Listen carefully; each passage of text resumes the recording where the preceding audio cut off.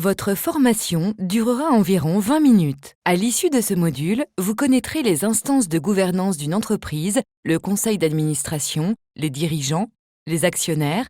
Vous connaîtrez les missions et les responsabilités de chacune d'elles et vous comprendrez les pratiques qui font d'une bonne gouvernance. La gouvernance d'entreprise traite la manière avec laquelle cette entreprise est dirigée et contrôlée, ainsi que les relations et la répartition des droits et des responsabilités entre les différentes instances dirigeantes de l'entreprise qui sont le conseil d'administration, les dirigeants, les actionnaires. Elle définit les règles et les procédures pour prendre des décisions sur des affaires de l'entreprise. La bonne gouvernance vise à créer des relations de confiance entre les actionnaires, le conseil d'administration et les dirigeants. Une bonne gouvernance respecte la réglementation et les 4 principes de gouvernance de l'OCDE, s'adapte à la stratégie de l'entreprise et prévient les risques de toutes sortes. En Tunisie, l'IACE a publié le guide de bonnes pratiques de gouvernance des entreprises. La gouvernance d'entreprise traite de la composition du conseil, du fonctionnement du conseil, de la qualité de l'information et de la communication,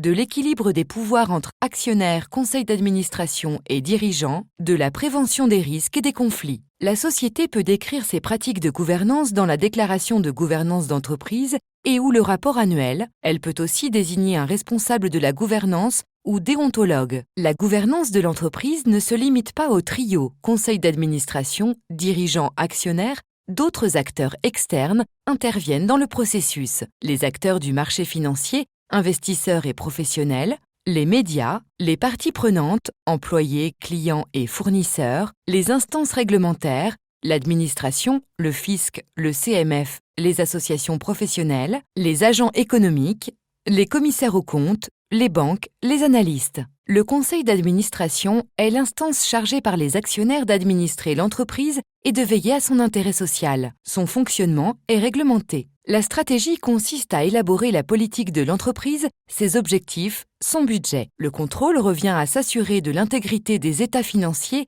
du respect de la réglementation, du contrôle interne et de la gestion des risques. Protéger le capital humain, c'est définir les processus transparents de sélection et de rémunération de ses membres et des dirigeants. Le conseil d'administration doit assurer une communication transparente et efficace avec les différents partenaires sociaux. La composition du conseil d'administration doit être équilibrée et diversifiée. Les compétences devraient correspondre aux différentes activités de l'entreprise. On distingue 3 types d'administrateurs. Les administrateurs exécutifs, acteurs de l'entreprise, les administrateurs non exécutifs liés à travers des liens divers avec l'entreprise, et enfin, les administrateurs indépendants. L'indépendance de l'administrateur garantit sa liberté de jugement et de décision. Le conseil d'administration doit se réunir périodiquement, au moins une fois par trimestre. Toutes les informations nécessaires doivent être transmises aux membres du conseil. Les membres du conseil doivent participer régulièrement aux réunions. La prise de décision se fait selon un mode de majorité préalablement défini.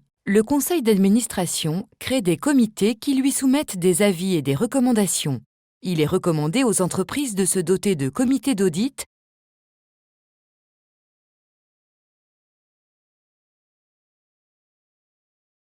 de nomination,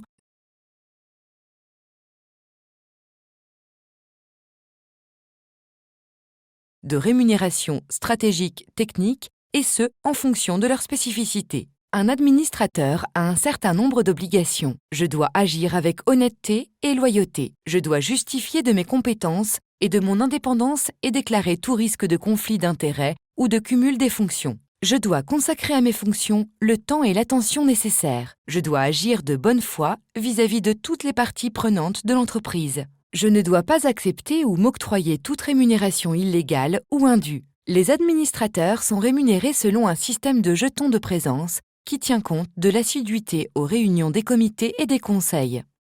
Le montant est fixé par les actionnaires lors d'une assemblée générale ordinaire. Le montant des jetons de présence de chaque administrateur est fixé en fonction de plusieurs critères. Il est important de séparer la fonction de président du conseil d'administration, fonction de contrôle, de celle de directeur général, fonction d'exécution. Le cumul des fonctions devrait être justifié.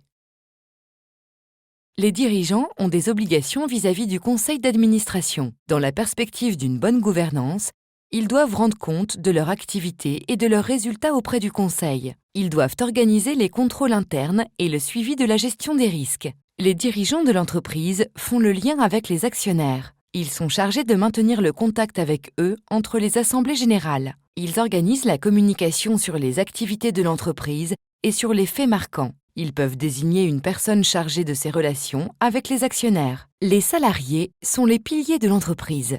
Ils ne doivent pas être considérés comme de simples prestataires de services, mais bien au contraire, ils représentent la ressource la plus importante que l'entreprise doit fidéliser pour atteindre ses objectifs. C'est pourquoi les dirigeants ont de réelles responsabilités envers les salariés. Dans le cadre d'une bonne gouvernance, les rémunérations et les privilèges des dirigeants sont bien encadrés.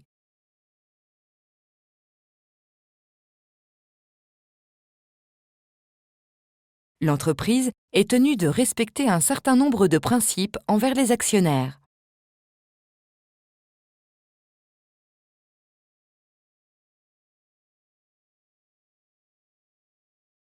Les actionnaires doivent être informés sur la vie de l'entreprise, notamment sur les rapports financiers et états d'activité, la structure de l'actionnariat, les opérations particulières, acquisitions, fusions, offres publiques. L'Assemblée générale est le rendez-vous principal des dirigeants de l'entreprise avec ses actionnaires. Les règles de bonne gouvernance cherchent à faciliter aux actionnaires l'exercice de leurs droits. Les recommandations portent sur la convocation, l'ordre du jour et la documentation, sur la participation et le vote et sur le rapport de synthèse. Une bonne gouvernance veille à ce que les actionnaires minoritaires ne soient pas lésés en cas d'offre publique ou en cas d'opération menée par les actionnaires majoritaires. Les actionnaires minoritaires ont un droit d'expression et de recours. Le commissaire aux comptes protège les intérêts des actionnaires. Sa mission principale est de certifier la régularité et la sincérité des comptes. L'un des principaux critères de bonne gouvernance vis-à-vis du commissaire aux comptes est son indépendance. Il ne doit pas dépendre ni avoir dépendu, y compris financièrement, de la société auditée ou de son CA ou de ses dirigeants. Ses honoraires liés à la certification des comptes et ceux liés aux missions spéciales sont publiés séparément. La mise en place des pratiques de bonne gouvernance constitue un gage pour la pérennité de l'entreprise familiale.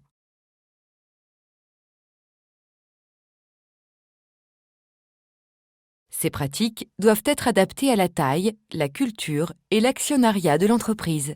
La transmission d'une entreprise de génération en génération doit se faire progressivement et en douceur en suivant 4 étapes.